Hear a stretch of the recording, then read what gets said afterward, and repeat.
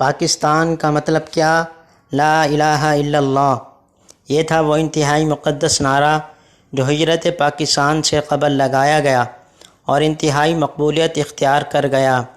لیکن افسوس کہ جتنا یہ نعرہ مقدس تھا، جتنا مقبول ہو گیا تھا، اتنا ہی ہم نے اس سے انحراف کیا۔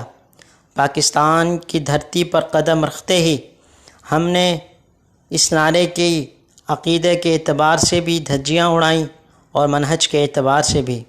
نہ عقیدہ خالص توحید والا اپنایا اور ایک ایک کلومیٹر پر حاجت روا اور مشکل کشا کھڑے کر دیے، اور منہج کی خرابی یہ کہ اس محمدی ورلڈ آرڈر کو عملی طور پر اس ملک میں نافذ نہ کیا اور آئین بنانے بیٹھ گئے، حالانکہ ہمارا تو آئین قرآن تھا۔